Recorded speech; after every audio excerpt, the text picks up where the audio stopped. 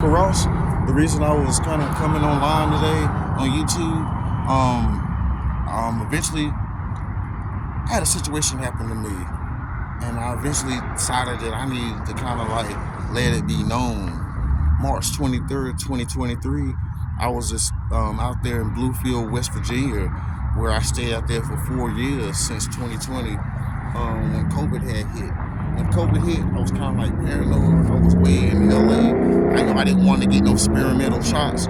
So, like, as a visually impaired person, 'cause I'm totally blind, you know what I'm saying? I get around, though, very kind of good, because I don't got no choice but to get around, you know what I'm saying? So, one day I decided to get on the bus on there. Like, I was getting on there, I get a pass every month, man. So, I'm entitled to a seat on there. I'm a frequent rider. I normally go work out, get my workout, and just go talk to people, chop it up. Hey, how you doing today? My name is Michael Ross. Chop fun, laugh a little bit, enjoy myself. Then I go home. I utilize the bus for a lot of my necessities, like my needs, like groceries, food, getting back and forth to the gym, doctor's appointments, all the stuff that I know that I need, because I can't drive. If y'all get in the car with me, we gonna die today. You know what I'm saying? We ain't gonna die tomorrow. We gonna die today. We might die tomorrow if we live to see the day. So back to the rest. As soon as I get on the bus one morning at Planet Fitness, I had one idiot actually told me I couldn't sit beside them on the bus.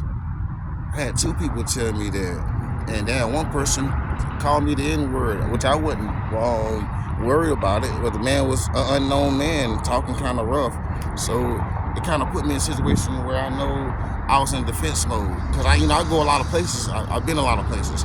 I love to travel, so like with people, I'm never scared of people, but I'm always in a defense mode to make sure that I'm not going to be hurt.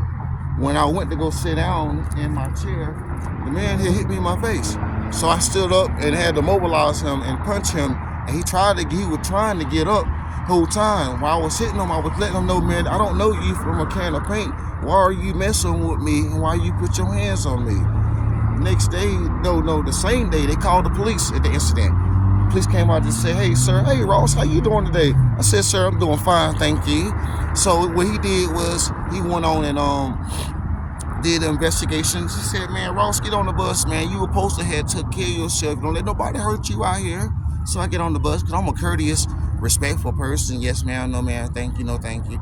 It's a whole sweetheart, because that's when you know that you're in a situation. You never know when you're going to need help. So it's always to be courteous and sweet. Okay, so next day, I get on the bus that same day. Officer said, yo, man, get on the bus, go home, you have a good night. Okay, that means if I did anything wrong, I will go to jail. No disorderly conduct, no assault, no none of that. Okay, next morning to get on the bus to go work out, because working out was how I get off everything, feel good. You know what I'm saying? Just breathe, mentally, emotionally, and physically. Exercise. Okay, so next morning, I get to go get on the bus. He said, Mr. Carter, he my buddy. He said, you can't get on the bus, baby. Mr. John Reed, general manager, said that you can't let you ride the bus. I said, I never did anything wrong, but try to protect myself, make sure that I'm safe and sound on the bus. I don't cause no problems on this bus, because I know I need to be able to have transportation to get around. I can't walk everywhere, but I would try to walk if I could, if I got to, you know what I'm saying? But certain stuff I can't carry. So ban me on the bus, man. You kick me off the bus, and I'm a whole disabled passenger, man. That's not right, dude. You seen these two people tell me that I couldn't sit down. Okay, look at this dude. I'm walking around with a cane. You see that? Either slide over or move. Or let me help you out, man. Sit with her, bro. Because we entitled to one seat. We can't tell nobody that they can't sit beside us on public transit. No. I don't wait in Spokane, Washington. So it's like, well, I feel like, man, that was total discrimination. People been doing that for years. He's seen that happen, and you allowed that to happen. So that means that you discriminated too, because you seen what's going on. You seen me get discriminated by 3 whole people and then put me off the bus.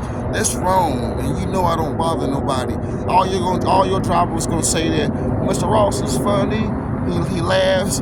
Hey, how you doing today? And he know everybody. Everybody in that town said, yo, Michael, in Bluefield, West Virginia, that was wrong, baby, because we know that you don't bother nobody. You make people laugh. You chop it up with the older people. This good deeds, man. Good people, man. I like to try to help people and be there for people and stuff, man. I need help myself, so I gotta walk around being courteous. But I cannot let nobody talk to me wrong or put their hands on me. I'm disabled. If I allow him to talk to me in the kind of way, that man can do anything to me.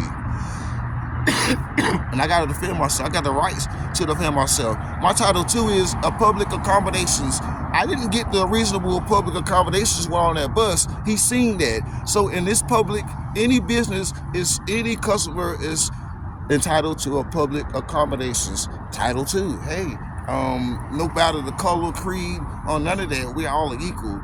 Them seats are made for disabled people. They told me I couldn't sit down beside that seat. The driver poster had made sure that I sit down before she even took off driving. So the driver is actually a good woman too, but she's fairly new. So and she's cool and sweet. You know what I'm saying? All the drivers are sweet. Mr. John Reed made a bad decision, and what he did was make me feel like that he discriminated against me. And I don't get on that bus disrespecting nobody. They don't have to kick me off. I'm not belligerent on that bus. I'm cool. All the drivers know me. Hey, how you doing? Hey, Miss Della. Okay, Miss Della had made the news one time from helping me across the street, helping me one day out. It was snowing bad out there. When it snowed bad, I don't got no traction on my feet, so I don't know which direction I'm going. So I start walking on side of the corner of the road. Della turned around and said, hey, brother, let me help you. Get on the bus. Let me take you where you need to go to. I was like, oh, she's sweet. She know what's going on, my situation. These drivers know too. John Reed was trying to be discriminatory a little bit. I never disrespected this man, don't know this man, but right is right, wrong is wrong. I could be your family member, your kid, your son, your cousin.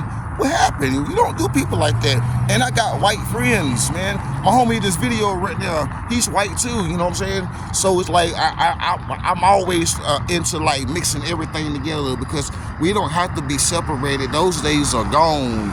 This 21st century. I'm not gonna go for that on my city bus. You're not gonna do that man like that. And that man whole blind, and you're opposite race, opposite color this man is, and you did it to that man. Get off my bus. If I'm gonna kick off, if you're gonna kick me off, you should have kicked everybody off. I'm kicking you off and off. The man went to jail that day, so who go to jail and mess with a blind man? Who messes with people with a cane in their hand? That means you're a coward. So that wasn't right. God bless everybody. This is a story of what happened, discrimination in Bluefield, West Virginia.